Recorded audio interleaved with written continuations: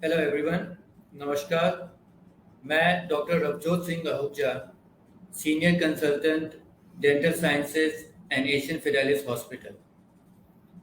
मैं एक डेंटिस्ट हूँ।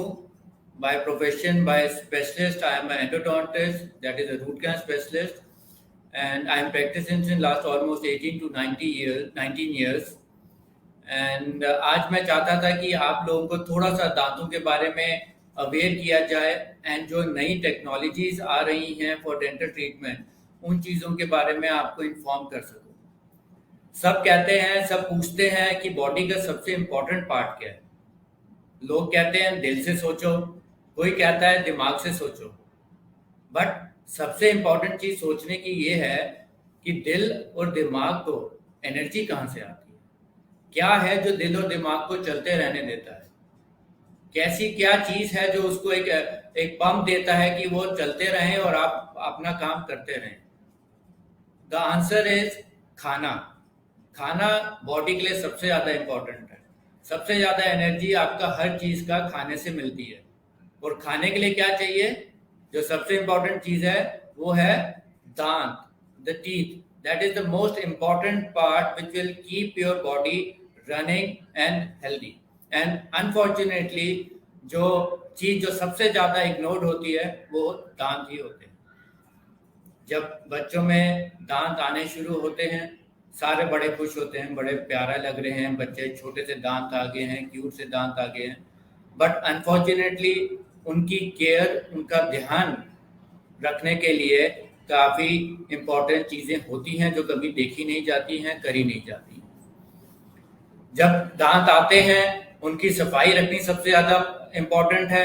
बच्चों को एनर्जी चाहिए होती है, बच्चों की इतनी एनर्जी लेवल्स होते हैं, उनको करने के लिए प्रॉपर फूड चाहिए और उन सब चीज़ों के लिए दांत चाहिए होते हैं। तो आज मैं सबसे पहले जो एम्फोसाइज करना चाहूँगा वो डेसिडियस मिल्क टीथ बच्चों के दांत पे और उनकी हाइजीन पे करना चाहूँगा। अब दांतों का रोल क्या है? सिर्फ खाना नहीं है, दांतों का और भी रोल्स होते हैं। बच्चों में तो और भी मेजर रोल्स उनके होते हैं। तो हमारा सबसे पहला रोल जो दांतों के लिए होता है वो होता है खाने का। खाना खाना है बच्चे ने, एनर्जी लेनी है। बट खाना खाने का मतलब ये नहीं होता कि खाना निगलना है। खाना चबाना बहुत ज़रूरी होता है। बॉडी में न्यूट्रिशन, प्रॉपर डाइजेशन तभी होती है जब प्रॉपरली खाना खाया जाता है। अब बच्चे के जब दांत निकल रहे होते हैं, बच्चा खाना प्रॉपर नहीं खा पाता है। माँ बाप बोलते हैं कि बच्चा इग्नोर कर रहा है, बच्चे को खाना अच्छा नहीं लग रहा है तो वो खाना नहीं खा रहा है, जानबूझ के नहीं खा रहा है। लेकिन हमें बच्चे की सिचुएशन भी अंडरस्टैंड करनी ज़रूरी है कि अगर वो खाना नहीं खा रहा है तो वो क्यों नहीं खा पा रहा है, उसकी क्या रेमेडीज़ हैं, उसके क्या सॉल्यूशंस हैं ताकि बच्चा खाना खा सके और उसको प्रॉपर न्यूट्रिशन मिल सके। बच्चा खाना खाना बंद कर देता है, कोई कैविटीज़ हो रही हैं, किसी साइड पे पेन हो रहा होगा, बच्चा उस साइड से खाना खाना बंद कर देता है। तो परेशानी क्या होगी? धीरे धीरे करके दूसरी साइड ज़्यादा यूज़ होगी, एक साइड बिल्कुल इग्नोर हो जाएगी। वो एरिया क्लीन होना ही बंद हो जाएगा और बच्चे की न्यूट्रिशन कॉम्प्रोमाइज होनी शुरू हो जाएगी। बच्चे की जो स्ट्रेंथ है, एनर्जी लेवल है, वो कम होना शुरू हो जाएगा। क्यों? क्योंकि वो खाना ठीक तरह नहीं खा पा रहे हैं, वो खाना ठीक तरह नहीं चबा पा रहे हैं और प्रॉपरली उनकी न्यूट्रिशन नहीं हो पा रही है। इसलिए बच्चे की परेशानी समझना भी ज़रूरी है। फिर आजकल तो बहुत ही ज़्यादा है जो इम्पोर्टेंस है बच्चों के दांत का, वो है एस्थेटिक्स, लुक्स। पहले तो बच्चों के दांत में इतना एम्फोसाइज नहीं होता था, बड़े ज़्यादा सोचते थे लुक्स के बारे में, लेकिन अब तो बच्चों में भी एस्थेटिक्स का लुक बहुत इम्पोर्टेंट है। ऐसा कौन सा इंडिविजुअल होगा, कौन सा बच्चा होगा, कौन सा बड़ा होगा जो अपने खराब दांत लोगों को दिखाना चाहेगा? सब चाहते हैं हमारे दांत अच्छे हों। आजकल तो एस्थेटिक्स का इतना ज़्यादा हो गया है कि अगर स्कूल में बच्चे की स्माइल अच्छी नहीं है, बच्चा ठीक नहीं है, दांत ठीक नहीं है, तो बच्चा अपना सेल्फ कॉन्फिडेंस खो देता है, उसका सेल्फ कॉन्फिडेंस कम हो जाता है। वो स्माइल करने में, चीज़ें करने में कॉन्शियस हो जाता है कि मेरे कहीं खराब दांत तो नहीं दिख रहे हैं। वो हंसता नहीं है, सोशलाइजिंग उसकी कम हो जाती है। आजकल वैसे भी सोसाइटी में सोशलाइजिंग थोड़ी कम है, ऊपर से अगर बच्चा कॉन्शियस हो जाए तो वो सोशलाइजिंग बिल्कुल ही बंद कर देता है। They want to be at home कि जहाँ पर मैं फ्रीली हंस सकता हूँ और मेरे को कोई जज नहीं कर रहा है। So we want every child कि वो स्माइल करे, खुश रहे, and that is the important जो चीज़ होनी चाहिए, जो लुक से आती है आपकी और जो ध्यान देना ज़रूरी है। अब तीसरा पॉइंट जो सबसे ज़्यादा इम्पोर्टेंट है और जो कभी भी रियलाइज़ नहीं किया जाता है, लोग बोलते हैं कि बच्चे ने बोलना शुरू कर दिया, बच्चे ने तोतला बोल रहा है, बच्चे के वर्ड्स धीरे धीरे बढ़ रहे हैं, लेकिन इन सारी चीज़ों में दांतों का भी रोल होता है।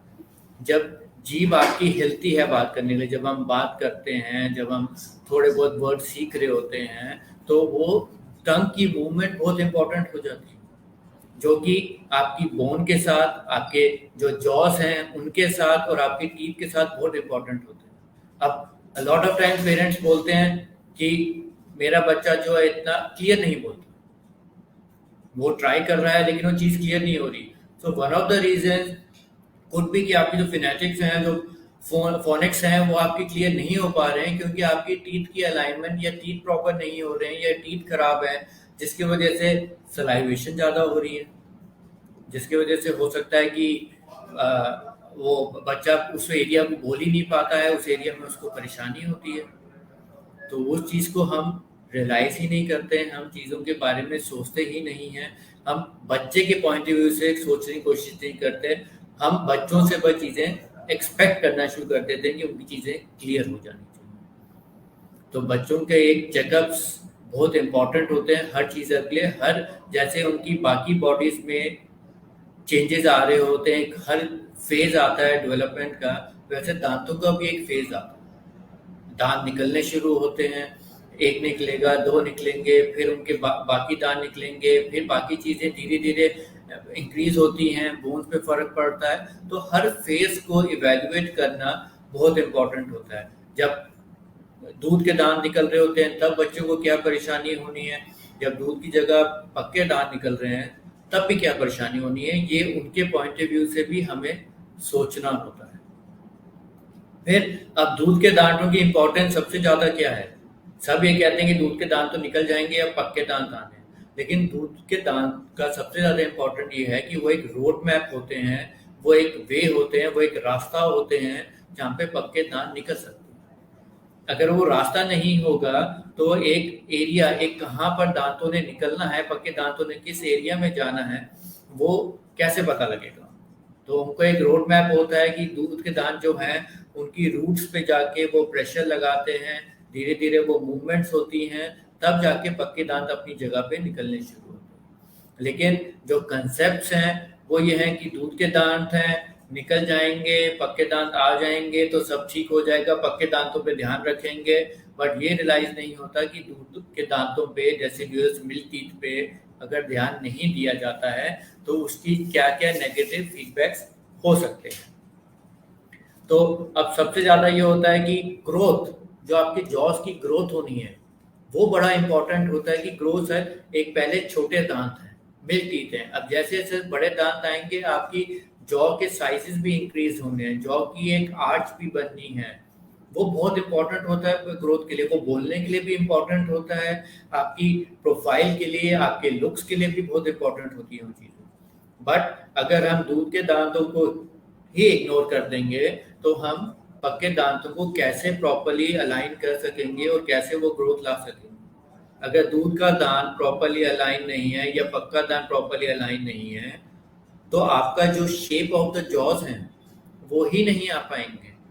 तो आपकी प्रोफाइल, आपकी प्रेजेंटेशन, आपके लुक्स, आपके बोलने का वे, आपके टंग की बोलने का वे, आपके फोनिक्स जो हैं, आपकी क्लैरिटी ऑफ द वर्ड, वो सारे के सारे चेंज होते जाते हैं। तो ये चीज़ें देखनी करनी बहुत इंपॉर्टेंट है। सिर्फ ये देखना कि प्यारे से दांत निकल रहे हैं, वो निकल जाएंगे बाद में, फिर पक्के अच्छे दांत आ जाएंगे, वो सोल्यूशन नहीं होता है।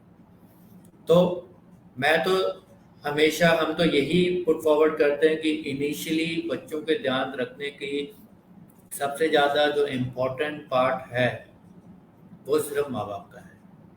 माँ बाप ही उनको चीज़ों को साफ रख सकते हैं। अगर हम बच्चे से एक्सपेक्ट करते हैं कि बच्चा 2 साल में खुद ब्रश करना शुरू कर देगा या 6 महीने में वो कुल्ला करना शुरू कर देगा, वो बच्चा नहीं कर सकता।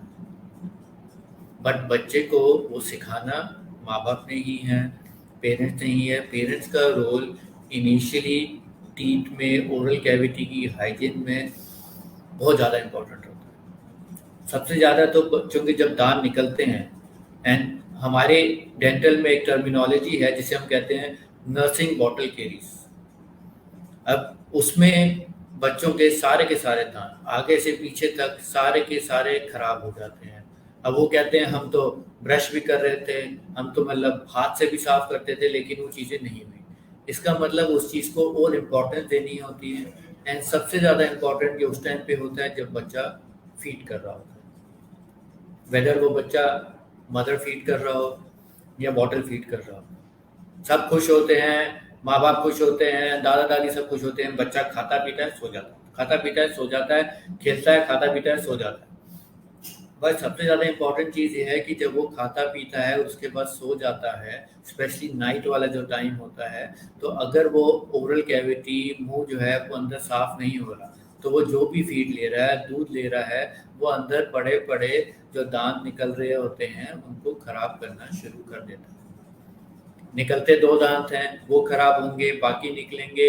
चीज़ें जैसी वो निकलने शुरू होते हैं उन पे बैक्टीरिया का, माइक्रो ऑर्गेनिजम्स का इफेक्ट आना शुरू हो जाते हैं, चीज़ें खराब हो जाती हैं। और एक चीज़ याद ज़रूर रखनी है कि बच्चों के जो दांत होते हैं वो बहुत नरम होते हैं, बहुत सॉफ्ट होते हैं। एल्डरलीज में, एडल्ट में दांतों की कंसिस्टेंसी दूसरी होती है, बच्चों में बहुत सॉफ्ट होते हैं। एक बार उनमें कैविटी बननी शुरू होती है तो वो धीरे धीरे धीरे चिप ऑफ होना शुरू हो जाते हैं, फिर वहाँ से खाना फंसना शुरू हो जाएगा, गम्स की प्रॉब्लम होगी। एंड बच्चे को समझ में नहीं आता है, बच्चे को ये नहीं समझ आता कि वो दर्द हो रहा है, वो क्या है। एक दो बार वो पेरेंट्स को बोलेंगे, पेरेंट्स बोलेंगे नहीं कुछ नहीं है, कुल्ला कर लो, वो चीज़ें ठीक हो जाएंगी। और उस चीज़ को इवेल्युएट नहीं किया जाता, जो कि जल्दी जल्दी चीज़ें खराब हो जाती।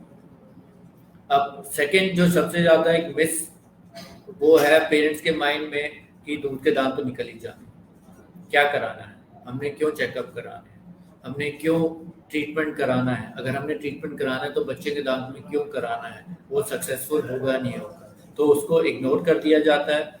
एंड सबसे ज़्यादा इम्पोर्टेंट जो जो चीज़ फॉलो की जाती है वो होता है, अच्छा आज पेन हो रहा है, आज पेन किलर दे दो, आज थोड़ी स्वेलिंग आ गई, एंटीबायोटिक स्टार्ट कर दो। विदाउट कंसल्टेशन अगर आप ये चीज़ करेंगे, एक रेगुलर मेडिसिन देना भी बच्चे की बॉडी के लिए अच्छा नहीं है। एक उसकी जो प्रॉब्लम है उसको सॉर्ट आउट करने की जगह हम उसको सप्रेस कर देते हैं, जिसके वजह से चीज़ें और बढ़ती जाती हैं। एक इन्फेक्शन होती है दांत में, हमने एंटीबायोटिक्स ले ली, वो रिग्रेस कर दी, लेकिन रिग्रेस करने से वो सोर्स ऑफ इन्फेक्शन तो वहीं का वहीं है, तो उसके बाद क्या होगा, वो चीज़ बढ़ती जाएगी, बॉडी उसको संभाव और किसी तरह प्रेजेंट करना शुरू कर देगी। एंड जो चीज़ पहले आराम से सॉर्ट आउट हो सकती है वो चीज़ें खराब हो जाएंगी। वो कहते हैं बच्चा फिलिंग कैसे कराएगा, बच्चे की रूट कैनाल होनी है तो बच्चों में रूट कैनाल तो नहीं होती है। सब में सारे ट्रीटमेंट्स होते हैं, सब में एक ट्रीटमेंट का प्लान होता है, और जितना जल्दी वो चीज़ें फॉलो होती हैं उतना ही जल्दी मिनिमम इन्वेजिव ट्रीटमेंट्स हो सकते हैं। अब रूट कैनाल्स हैं, वो कहते हैं कि बड़ों में तो अलग होता है, बच्चों में क्या डिफरेंस है, सबकी चीज़ें होती हैं, सबके एक फीलिंग अलग होता है। बच्चों में ट्रीटमेंट जब होते हैं रूट कैनाल्स या जो भी होते हैं, धीरे धीरे विद टाइम जब पक्के दांत आते हैं वो चीज़ें भी वहाँ से, जैसे दांत रिजॉल्व होते हैं, वो धीरे धीरे करके वहाँ से चले जाते हैं और दूध के दांत के साथ ही वो चीज़ खत्म हो जाती है।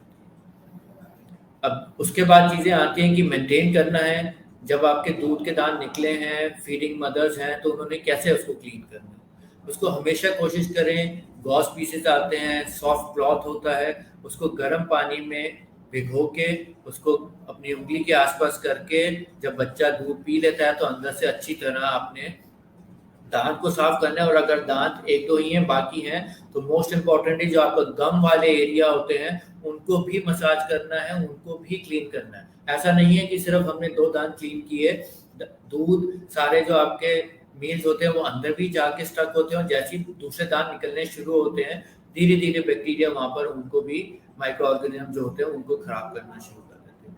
तो क्लीनिंग करनी आफ्टर बच्चा सो जाता है या आफ्टर फीड कोशिश करनी है कि साइड बाय साइड ही करी जाए, तो वो चीज़ों को ज़्यादा लॉन्गेविटी रख सकता है ज़्यादा प्रोटेक्टेड रख सकता है। अब जैसे जैसे बच्चे बड़े होते हैं उनको ब्रश कराना, उनको सिखाना, वो बहुत इम्पोर्टेंट है। आप कई बार पेरेंट्स होते हैं कि मेरा बच्चा खुद ब्रश कर लेता है, बच्चों को मूवमेंट्स नहीं पता है, बच्चों को नहीं पता कि वो पीछे तक क्लीन कर पा रहे हैं नहीं कर पा रहे हैं। बच्चों को यह है कि पेस्ट ली मुंह में घुमा दिया और वो क्लीन हो गया, बट पेस्ट से सारा कुछ क्लीन नहीं होना। इवेंचुअली आपकी जो ब्रश मूवमेंट्स हैं वो इम्पोर्टेंट है। अब पेरेंट्स के लिए इम्पोर्टेंट क्या है कि वो ब्रशिंग मूवमेंट्स प्रॉपर होनी चाहिए। वो होता है बच्चे हैं, बच्चे किया, लेफ्ट राइट मूव किया, सब क्लीन हो गया, ठीक है, बट वो मूवमेंट्स प्रॉपर नहीं होती है। जो मूवमेंट्स हैं अप टू डाउन मूवमेंट्स होनी है, टंग के एरिया में कैसे क्लीन करना है, टंग को कैसे क्लीन करना है, जो लोअर पार्ट होता है वो कैसे, वो भी इम्पोर्टेंट पार्ट होता है। जो हमें एरिया नहीं भी दिख रहे हैं उन पे भी हमें एम्फेसिस करना होता है क्लीन करने का। सिर्फ सामने वाले पार्ट को क्लीन करके वो चीज़ें सॉर्ट आउट नहीं होती। सो पेरेंट्स को एफर्ट डालना बहुत ज़रूरी है कि उस चीज़ को स्लोली वो बच्चे को भी सिखाएं एंड मेक श्योर कि आप लोगों को भी वो पता है कि राइट मूवमेंट्स क्या हैं, राइट ब्रशेस की मूवमेंट्स क्या है, राइट पेस्ट कौन सी है, राइट बच्चों के लिए ब्रश कौन सा है, और बच्चों के लिए या एडल्ट्स के लिए भी ब्रश जो है ब्रशेस कितने टाइम बाद चेंज करने हैं। पेस्ट आती हैं, बड़ों की पेस्ट अलग है, बच्चों की पेस्ट अलग है, उनको हमें प्रोटेक्टिव रखना पड़ता है। फ्लोराइड्स होते हैं, फ्लोराइड रिलीजिंग पेस्ट होती है ताकि उनकी वो चीज़ें प्रोटेक्टेड रहें और लॉन्गेविटी ऑफ द टीथ रह सके। तो इट इज़ वेरी इंपॉर्टेंट कि आप दांतों को राइट टाइम पे ट्रीटमेंट करें। अब लोग कहते हैं कि दांत तो निकलना है, चलिए दांत निकाल ही देते हैं, लेकिन हर चीज़ का एक अपना टाइम पीरियड होता है। अब एक दांत जो 6 साल में निकलना है, अगर आप उसको 4 साल में निकाल देते हैं और पक्का दांत आना है, उसका रोड मैप नहीं बना हुआ, तो क्या होगा, आसपास वाले दांत टेढ़े होने शुरू हो जाएंगे, स्पेस कम होना शुरू हो जाएगा। तो जो बड़े दांत ने जगह लेनी है उसके बाद जगह नहीं रहेगी, वो रोटेट करना शुरू कर देगा। They will always find a place जहां पर मिनिमम उनको रेजिस्टेंस उस मूवमेंट में जाना शुरू कर देंगे, और क्या होगा, दांत टेढ़े होने शुरू हो जाएंगे। यही चीज है, अगर दांत बच्चों के टाइम पे नहीं निकल रहे, जो दूध के दांत है नहीं टूट रहे हैं टाइम पे, फिर भी यही होगा, पक्के दांत आने शुरू हो रहे हैं, अगर ऊपर वाले डिलेड रह रहे हैं, वो नहीं निकल पा रहे हैं, तो वो अपना वे कहीं और से बनाना शुरू कर देंगे। इसलिए जो टाइम पीरियड होता है निकलने का, जो एज होती है निकलने की, उस पे चेकअप्स कराने बहुत ज़रूरी हैं कि वो टीथ अपने टाइम पे निकल रहे हैं। पहले नहीं निकलवाने चाहिए, लेट नहीं निकलवाने चाहिए, क्योंकि वो आगे आके जो आपके पक्के दांत आ रहे हैं उनमें कॉम्प्लिकेशंस क्रिएट करेंगे।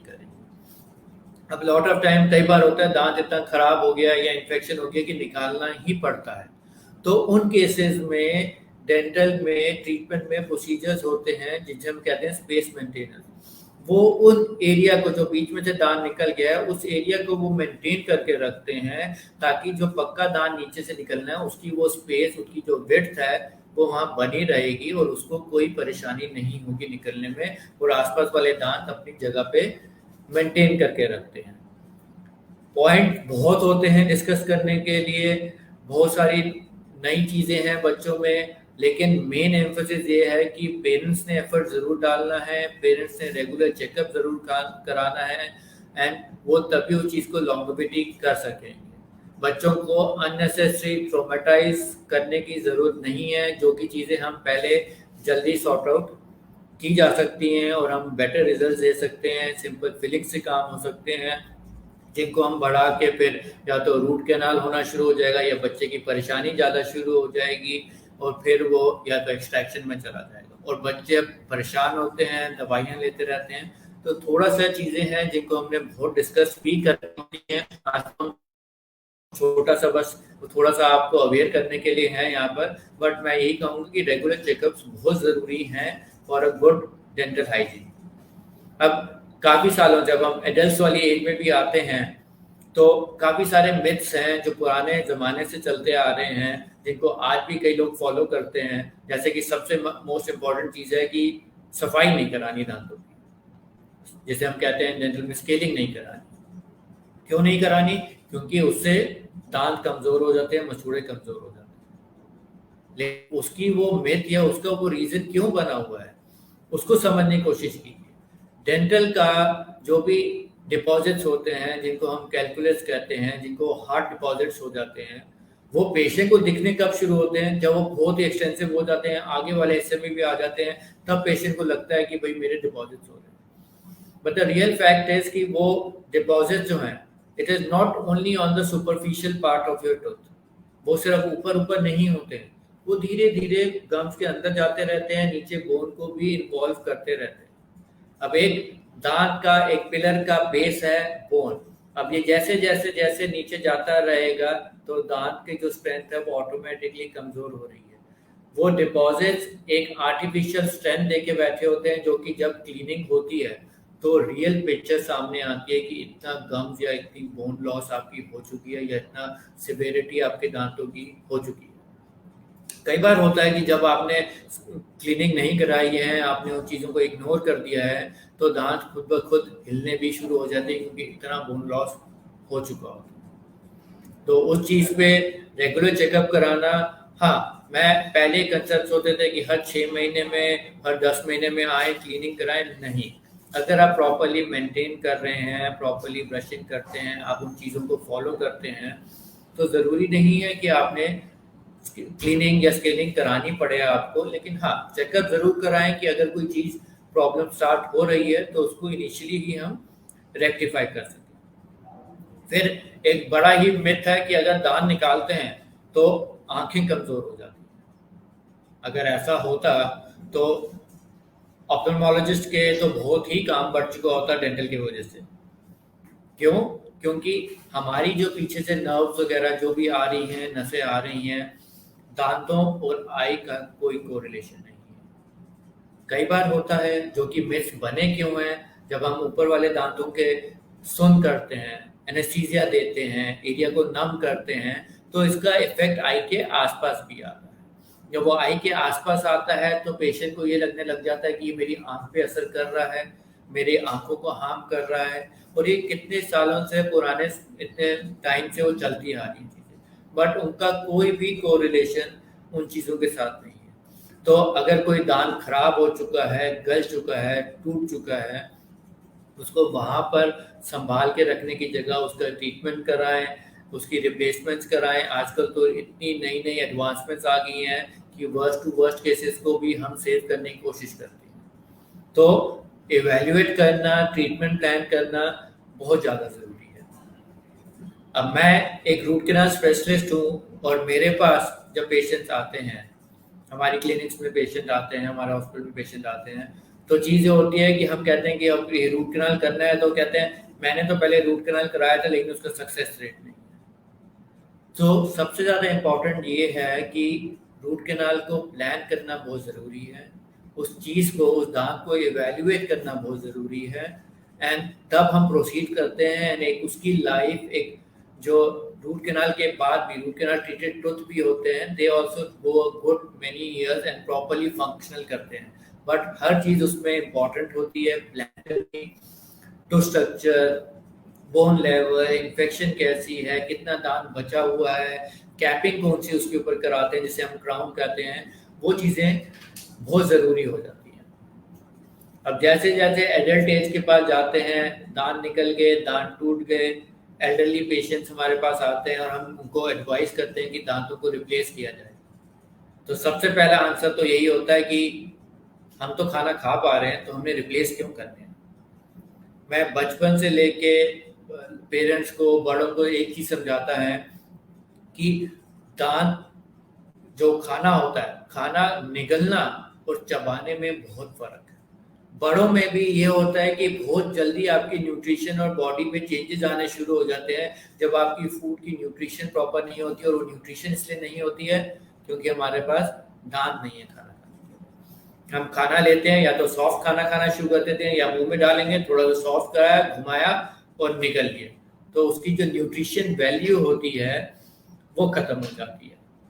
तो धीरे धीरे बॉडी भी डिटोरेट होती है, गम्स भी डिटोरेट होते हैं, बोन्स भी डिटोरेट हो जाती हैं, और जो इनिशियली चीज़ें हम अच्छे ट्रीटमेंट कर सकते हैं उनका भी सक्सेस रेट कम होता जाता है। तो जो चीज़ें जितनी जल्दी हो सकती हैं उतना ही इम्पोर्टेंट है। ट्रीटमेंट बहुत है हमारे पास, द बेस्ट क्वालिटी ट्रीटमेंट्स होते हैं, बट मोर इम्पॉर्टेंट होता है कि पेशेंट की कोऑपरेशन एंड ट्रीटमेंट प्लान करना। ऐसा नहीं है कि हर चीज़ हर पेशेंट में सक्सेसफुल होती है, उसको प्लान करना पड़ता है कि जो भी बेस्ट सक्सेस उस क्लिनिकल केस में हो उसको हम फॉलो कर सकें। आजकल तो बहुत एडवांसमेंट्स हो गई हैं। मैं थोड़ा सा शॉर्ट में आपको एडवांसमेंट्स के बारे में बताना चाहूँगा कि एक तो डिजिटल एक्सरेज आ गई। पहले छोटी फिल्म वाली एक्सरेज होती थी, एक्सपोजर बॉडी का ज़्यादा होता था, क्लैरिटी कम होती थी। अब तो डिजिटल एक्सरेज की वजह से रूट कैनाल इवैल्यूएशन, बोन की evaluation, structure of the tooth, structure roots का कैसा है, कितनी है, सब चेंज हो चुका। पहले होता था कि दांत में 2 जड़ें हैं, 2 नसें हैं, बस उनका ट्रीटमेंट किया और खत्म हो गया। बट अब तो चीज़ें जैसे जैसे बढ़ती जा रही हैं, डिजिटल एक्सरे से पता लगती है कि दांतों में 2 नहीं 5 नसें भी होती हैं, जो पहले चीज़ें ट्रीट नहीं होती थी, और वो सक्सेस रेट कम होता है। तो वो बहुत इंपॉर्टेंट चीज़ें हो जाती हैं कि ये चीज़ें आपकी डिजिटल एक्सरेज वगैरह इंपॉर्टेंट हो जाती हैं। इतनी एडवांसमेंट्स ऑफ इक्विपमेंट्स हो गई हैं, एक्सरेज हैं, छोटी एक्सरेज आ गई हैं जिनमें एक्सपोजर रेट कुछ नहीं होता है। प्रेग्नेंट फीमेल्स के टाइम जो होता है वो भी हम उनमें ट्रीटमेंट कर सकते हैं ताकि उनमें भी लॉन्ग टर्म प्रॉब्लम्स ना हो। आजकल 3D एक्सरेज आ रही हैं, जैसे सीटी स्कैन्स होते हैं, बॉडी के सीटी स्कैन्स होते हैं, वैसे डेंटल के भी 3D एक्सरेज आ रही हैं। उनमें आपको बोन लेवल, बोन का स्ट्रक्चर, इंटरनल टूथ का स्ट्रक्चर, सारा कुछ बिल्कुल क्लियर हो जाता है, and you know what you do it, कि आप क्या ट्रीट करने जा रहे हैं, और पेशेंट को पता लग जाता है कि क्या एग्जैक्ट सिचुएशन है। तो हर चीज़ की, हर एडवांसमेंट की एक अपनी इम्पोर्टेंस है, और वो ही आपका सक्सेस रेट इंक्रीज करता है। अब एक सबसे ज़्यादा एडवांसमेंट्स हैं जो कई लोगों ने अब कराए भी होंगे, लोगों ने कैप्स कराई होंगी, लोगों ने क्राउन्स कराए होंगे, जिसे हम क्राउन्स कहते हैं, टर्मिनोलॉजी जो है। अब क्राउन्स में भी वेरिएशन होती है। अब हर क्राउन हर पेशेंट के लिए सूटेबल नहीं होता। सो जो मोस्ट इम्पॉर्टेंट चीज़ होती है कि उसको समझना, उसको देखना कि पेशेंट की बाइट कैसी है, कौन सा सूटेबल होगा, जो लॉन्गिविटी दांत की भी आफ्टर रूट कैनाल और ओवरऑल पेशेंट कंफर्ट के लिए भी इम्पोर्टेंट है। अब पहले होता था, इम्प्रेशन होते थे, तब कैप बननी होती थी, ऐसी ट्रेज होती थी, इनमें मटेरियल डाल के मुंह में डाल के उनका नाप लिया जाता था, और उनको फिर लैब में भेजा जाता था, जिनमें पोर करके फिर ऐसी कास्ट बना करती थी, और जिनमें कैप्स बन के और फॉलो किया जाता। अब इनमें जैसे जैसे एडवांसमेंट हुई, मटेरियल्स के चेंजेस हुए, एक्यूरेसी बेटर हुई, लेकिन अभी भी 100% एक्यूरेसीज नहीं हो पाई। अब जो रिसेंट एडवांसमेंट्स हैं जो हमारे हॉस्पिटल में भी अवेलेबल हैं, उन्हें हम कहते हैं इंट्राओरल स्कैनर्स। और ये स्कैनर्स क्या हैं? ये एक लाइव पिक्चर होती है आपके माउथ की, एग्जैक्ट जो पिक्चर अंदर आपकी है उसी टाइम पूरा माउथ स्कैन होता है, कैप का एरिया स्कैन होता है, और वो यहीं से सीधा मेल हो जाता है। कोई हमें चीज़ें कोरियर करने की ज़रूरत नहीं है कि हम पहले लैब वालों को फ़ोन करें, लैब वाले आएंगे और हम भेजेंगे। उस चीज़ का जो हमने स्कैन भेजा होता है उसका ऐसे 3D प्रिंट हो जाते हैं। आजकल तो एडवांसमेंट्स हो गई हैं, हर चीज़ें 3D प्रिंट होने लग गई हैं, 3D प्रिंट होती हैं, और वहीं से सॉफ्टवेयर से चीज़ें बन के एक एक्यूरेट आपके कैप्स बन जाती हैं। ये सारी एक्यूरेसी हो जाती है, एस्थेटिक वाइज बेटर हो जाता है आपका, आपकी फाइन मार्जिन जो है सब कैलकुलेट हो जाते हैं। There are lot of variation, lot of advancements, बस सबसे ज़्यादा इम्पोर्टेंट है पेशेंट को अवेयर करना एंड पेशेंट को समझना।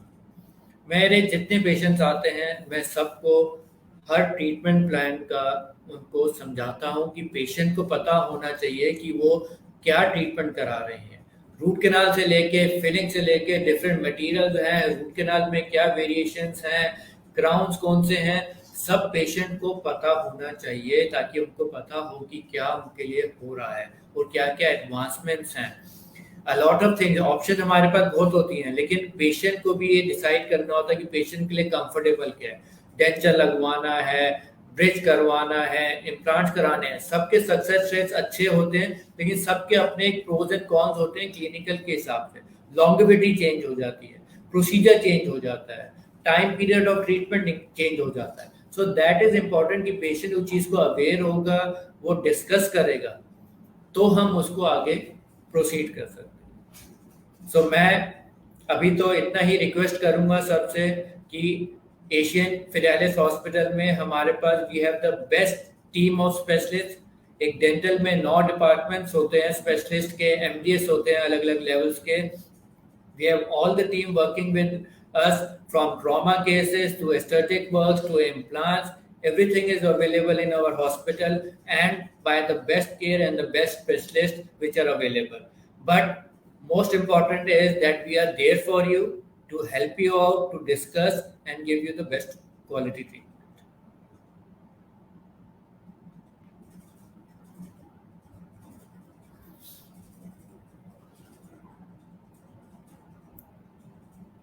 येलोइश डिस्कलरेशन एक बड़ा ही इंपॉर्टेंट फैक्टर है। लोग कहते हैं कि मेरे दांत येलो हो रहे हैं। There is a difference between getting yellow and deposits. एक येलोनेस एक नेचुरल चेंजेस विद एज भी चेंजेस होते हैं। जैसे जैसे आपकी सुपरफिशियल लेयर डिप्लीट होती जाती है, जो सेकेंड लेयर होती है always more presentable of a yellow teeth. So वो जरूरी नहीं है कि उसमें कोई आप हाइजीन नहीं रख रहे हैं, अनटिल वो डिपॉजिट्स नहीं है, येलोनेस नहीं, color change because of any habits nahi hai, then it is a natural thing which I don't feel is any concern for anybody.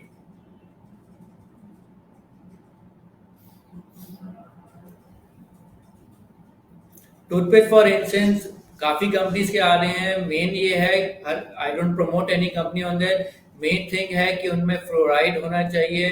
Lot of things are available online on that, but main thing content for the thing is important कि उसमें fluoride contents वगैरह proper होने चाहिए, which is important for the teeth and support of the teeth and proper stability of the deciduous or the milk teeth on that.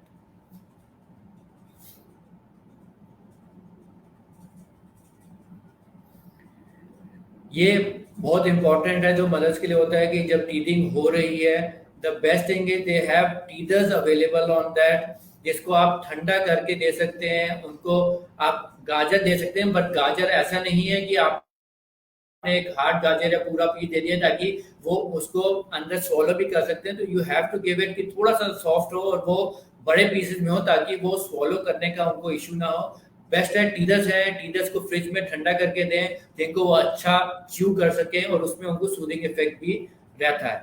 कोशिश करें जब ये हो रहा है तो थोड़ा सा माउथ में वार्म वाटर से थोड़ा सा गागल करा सके, माउथ में थोड़ा थोड़ा सिप पानी का लें, उससे उनको थोड़ी सी रिलीफ मिल जाता है।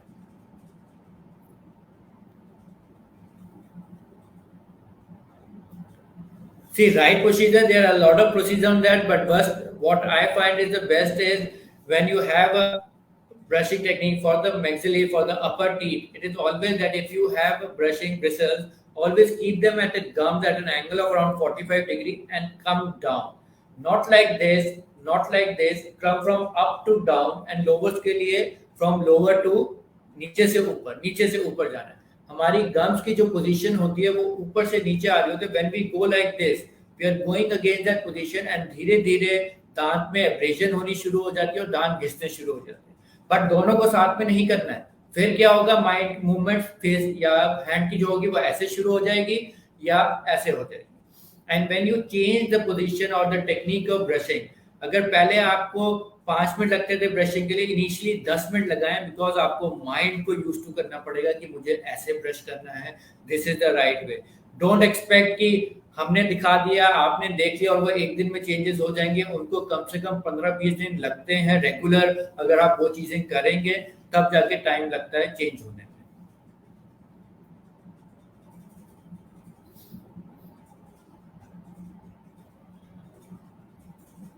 Dental checkup is supposed to be started as soon as the teeth start coming, see the gums, see the position of it and learn how to do a proper brushing, proper cleaning कैसे करनी है, उस पे emphasis देना बहुत ज़रूरी है। So visiting to a dentist, learning these things or understanding these things is very important.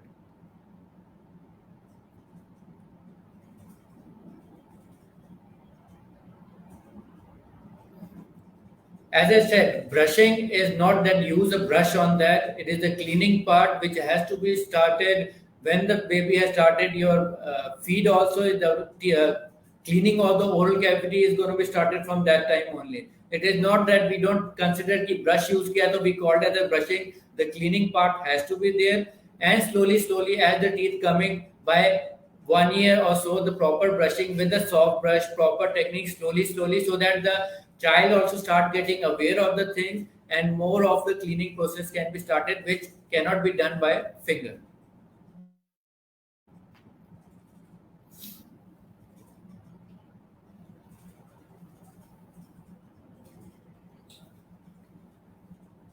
So I would just say that we are there for you, and it's a good opportunity that I could get to share my views and aware you.